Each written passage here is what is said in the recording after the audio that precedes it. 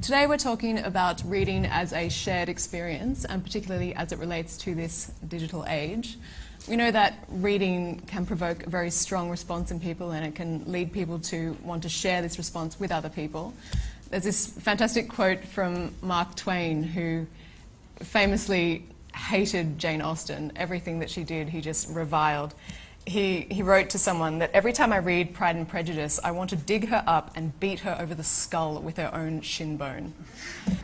Go down the line, and each of you talk about a literary moment that really resonated with you and why it resonated so much. Elie Wiesel's books. Elie Wiesel's book, especially The Town Beyond the Wall, where he gives man the license to question God.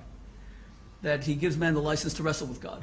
That made a very powerful impression on me. All right, we'll move on to Melissa. Well, as a child, I have to say that Judy Blume was, for me, everything. Her words inspired me. They made me feel that, the feelings that I was having and experiencing were normal, and made me feel like I belonged, and I didn't feel so weird. And she was talking about me, and it just completely resonated with me. So that was probably a really powerful adult reading moment for me.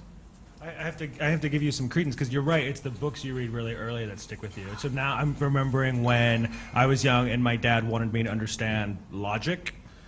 And he made me read Flatland, which is the story of like a two-dimensional world, and you know what I mean? It just kind of reels back and explains, 2D to young people, essentially. And so that stuck with me so vividly, in a way that Judy Blume would have were I a young lady, perhaps.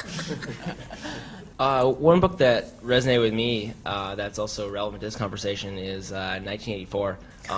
But one thing I liked about it, they talked about the Ministry of Truth, which is where they basically rewrite history and destroy documents by putting down these memory holes. And if you think about it, it's actually sort of the exact opposite of what Scribd does, which is all about liberating documents and distributing them.